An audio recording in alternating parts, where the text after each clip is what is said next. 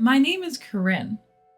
Believe it or not, at 34, I've recently become obsessed with the boy band. I want to share a bizarre story that happened to me 7 years ago. Back then, I was dating Ronald, who was the same age as me. We had been together for 2 years already. We both worked at the same bank, not to sound snobbish, but we were both pretty successful. As a couple, we were thriving both financially and career-wise at a young and vibrant age of 27. Naturally, we were both seriously considering marriage, or at least I was. However, no matter how long I waited, Ronald never proposed. Not only that, our dates started becoming less frequent. Eventually, he even stood me up. Worse yet, it was the day we were supposed to go see a movie I had been wanting to watch. It wasn't just about missing the movie. I felt like my feelings were being disregarded. I knew for a fact that Ronald wasn't busier than usual at work.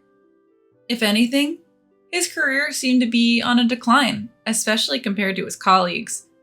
To put it simply, it had been overtaken by other coworkers. To make matters more complicated, I was getting signals at work that a promotion was coming my way.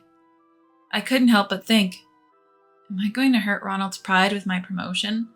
Despite being angry about being stood up, I kept making excuses for him. After all, sometimes it's healthy to have some space in a relationship, right? Or so I thought. Fast forward 3 weeks. It was our first date since that infamous no-show. Ronald was late again. When I called him, he simply said, "Sorry, I forgot. I'll be there soon." Huh? Again? Annoyed, but not wanting to fight, I waited at the restaurant we agreed upon. When Ronald finally showed up, he seemed distracted, as if his mind was elsewhere. I couldn't enjoy our time together. Every time we seemed to connect, he'd pick up his phone and start scrolling. How many times did you text this person today? The entire time, our eyes hardly met. He didn't even notice that I'd put extra effort into my hair and wore a dress I never wear to work. It's like he wouldn't have noticed if I was replaced by a teddy bear. That's what the atmosphere was like. Recently, I noticed that Ronald had been checking his phone frequently at work. I never contact him while I'm at work. Before diving into work, Ronald rarely checked his mobile phone. He always said it's because it would break his concentration. This is what he himself said. So when I saw him on his phone during our date, I wondered, is he giving up on his career? I felt anxious as if it was happening to me. Is he just not into this job anymore? On a date, of all times, what's with this attitude, darling? Isn't this too careless, especially towards your girlfriend? I felt increasingly annoyed by his indifference, and I decided to speak up. "So, Ron, I've found someone I like." "Excuse me?" Like it's straight from a book. He told me he likes someone else. I then say, "Oh, that's nice. Who is she?" "I think it would be miserable for us to stay together if neither of us intends to marry.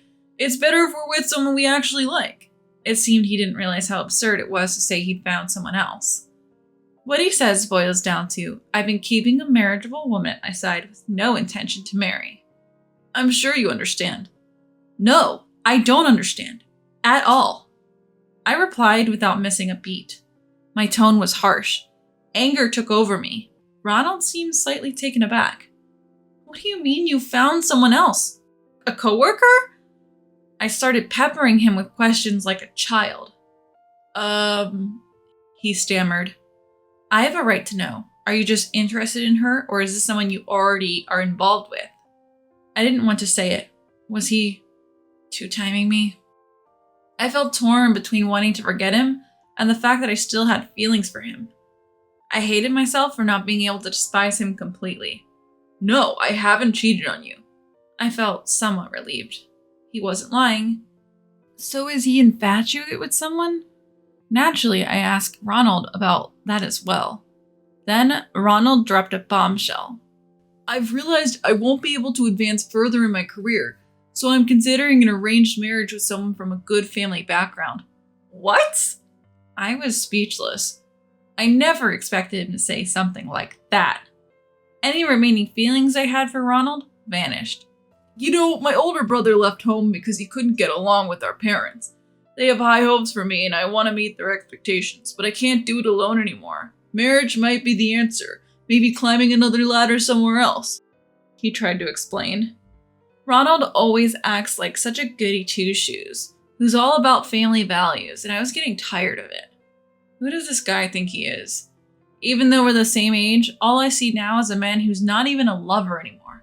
Just a guy trying to marry into money because he knows he's lacking. My parents set me up in an arranged marriage with the daughter of a major furniture company CEO, and I knew she was the one. That's gotta be the shallowest "she's the one" I've ever heard. He's only after her family's wealth, isn't he? What happened to love? So you're not in love with a person, but a wallet? My gaze toward Ronald grows icier by the second. Ronald seems to notice, looking increasingly uncomfortable. So he does feel a bit guilty, but the conversation reaches an unbelievable climax. Given that we're getting married, I'd like us to break up. What? How many times am I going to have to say what today? If he wasn't two-timing me, we shouldn't have been dating. He only met her through an arranged marriage setup. So they've decided to get married?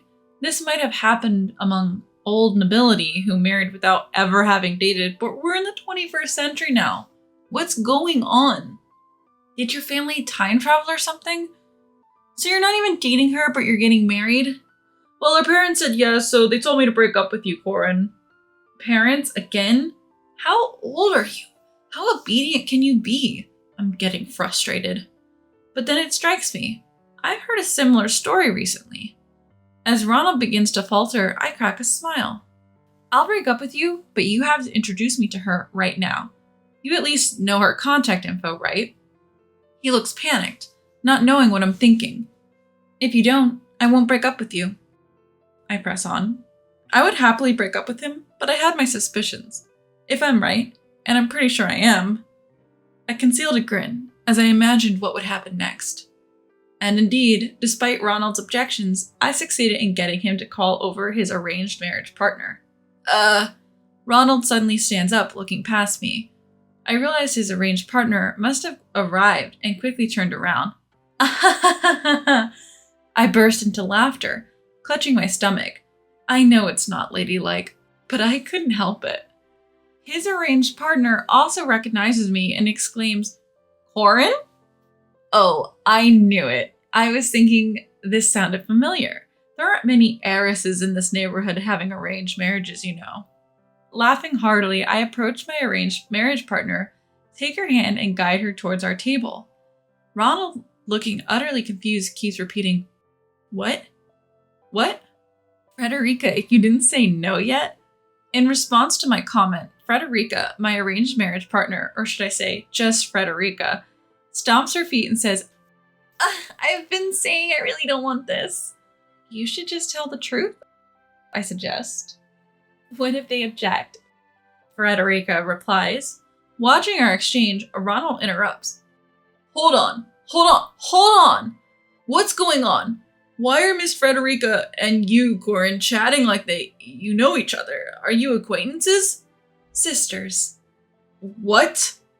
Ronald's eyes widen, unable to keep up with my straightforward answer. Look, Frederica is my fraternal twin sister. You are proposing to my sister. What? But you have different last names. Stop lying. Ronald starts to get heated, and I playfully calm him down, saying, Whoa. No point in lying about this. Just chill. I am chill, but you have different last names and you don't even look alike. Or do you? Apparently, he's starting to see the resemblance. He keeps comparing our faces. I don't blame him. Most people have the same reaction when they see us sisters. Not all twins look like copies of each other, you know. There are many twins who don't look alike. There was a time when I mentioned our parents got divorced when I was in high school. I never talked about having a sister. Mom took me and Dad took Frederica. That's why we have different last names. No way, such a story. I didn't want this story either. A love triangle involving my sister and an arranged marriage. but it perfectly matches what I heard from Frederica the other day. I can't help but suppress a laugh. This time, I just let it out. Corinne, listen, don't get me wrong. It's not like I want to be with him or anything. Feeling sorry for her, I reply, "It's okay, I understand. I heard everything. Just tell him the truth." Frederica takes a sigh of relief and faces Ronald. "Mr. Ronald, I apologize. I'm already in a committed relationship." "What?"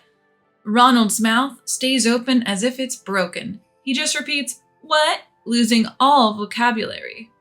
"I hadn't settled on a marriage yet, so I didn't tell Dad. Then this arranged marriage happened. I'm really sorry, Ronald. I can't be with you." Despite being an heiress, Frederica, who isn't the brightest bulb, rejects Ronald with very straightforward language. I burst into laughter, holding my stomach while Ronald stands there in disbelief. "Impossible. Impossible." Confused Ronald and a relieved yet hesitant Frederica make quite the picture. Miss Frederica, could you consider?" "Sorry, I can't do it. I came to tell you that today." Frederica apologizes, yet the word "can't" comes out with undeniable force. Ronald freezes, eyes wide, as if he's lost his soul. His expression is so funny, it's painful to look at. Stomach and throat hurt from trying not to laugh. "Can you at least tell me why you can't?" Ronald persists, wanting a reason despite the blunt "can't." It's clear that his motivation has nothing to do with affection for Frederica. I feel contempt more than disbelief at his obvious desire for Frederica's wealth. Probably because everything about you is a no-go, Frederica's boyfriend is a successful entrepreneur, a CEO of an IT company. She's not going to choose a man like you who's looking to marry up. Everyone thinks her current boyfriend is the better choice. I throw Frederica a lifeline, to which she shyly replies, "I really like him. His face, his personality, everything. That's why it won't work." In other words, she's indirectly telling Ronald she doesn't like anything about him. As for Ronald, well, his face isn't bad, but his personality is another story. I totally get why Frederica wants to end things this way. Besides, my boyfriend isn't looking for an arranged marriage. I just found out you were dating Corinne. Marrying someone who would betray her is just unthinkable. The sharpest no Frederica has ever delivered. I almost applaud. "Corinne, can I go? I have plans with him," Frederica says. "Yeah, sure. Take care," I reply. Ronald tries to stop her, but Frederica firmly apologizes and leaves. "All right, I'm leaving too. Take care," I say to Ronald, but he doesn't react. Maybe he's too shocked to be interesting anymore? Listen, one last thing. My mom originally had an arranged marriage with my dad. Know what that means? Finally, Ronald meets my eyes, looking confused. It means my mom's family was prestigious enough to arrange a marriage with a CEO like my dad. My mom is now the CEO of a company allied with Dad's. Yes, our parents married to strengthen their company's alliances. Mom was the second daughter. She wasn't supposed to be a CEO, but the eldest son's health issues and the company's poor performance changed that. And this happened 6 months ago. Ronald didn't know because I felt it was irrelevant to us. "What? Then you are..." Facing a pale Ronald, I flash a peace sign and smile. "Yep, I'm the heiress you were after. Bye now." Just as I'm about to leave, "Wait, I was wrong. I realize you're the one for me after all." Ronald blocks my way, clutching the hem of my dress. The apology feels cheap. Listen, I'm not some cheap woman who'll marry anyone with money. I don't want a man who's less competent than me and aiming to marry up. No, thank you. I angrily yelled, "Don't you ever touch me again," and shrugged off the hem of my skirt he had grabbed. I heard Ronald sobbing from behind me saying, "It wasn't supposed to be like this," but I didn't turn back. Later, I spread the story at work in a lighthearted manner. One colleague praised me, "Go Corinne," while another encouraged me, "You did the right thing breaking up. I can introduce you to someone nice." As my reputation soared, Ronald's image and standing plummeted beyond repair. He lost the trust of our boss, and his career prospects took a nosedive. The gossip even reached other branches where Ronald's classmates worked, making matters worse. Since Ronald brought this upon himself, no one took his side, no matter how much he was bad-mouthed. Before I knew it, the rumor evolved. He proposed to triplets and tried to marry them all. What a loser! In reality, they were twins, and the proposal was a bit of a stretch. But the guy was a jerk regardless, so I didn't bother to correct the rumor. Eventually, Ronald felt so ostracized he resigned. In a tough job market, he struggled to find a new job. And when he did, the workplace went bankrupt. I heard he's still unemployed. What a waste of his so-called elite status. Meanwhile, Frederica introduced her boyfriend to Dad and got married amid comments like, "Why didn't you introduce this amazing guy sooner?" I also got promoted and was climbing the corporate ladder that Ronald had abandoned. When I was past 30, I married an accountant a coworker introduced me to, and quit my job to focus on raising our 2 daughters. I could afford to be a stay-at-home mom thanks to my husband's hard work. Back when I was in my 20s, I had dreamt of marrying an elite banker and have been restless in my indecisive relationship. Now I'm grateful I didn't end up with a man who's like a fruit fly, attracted only to what others have. Marrying in haste can turn out to be a mistake. Now I plan to share my experiences with my daughters, teaching them to steer clear of men who are only after marital gains.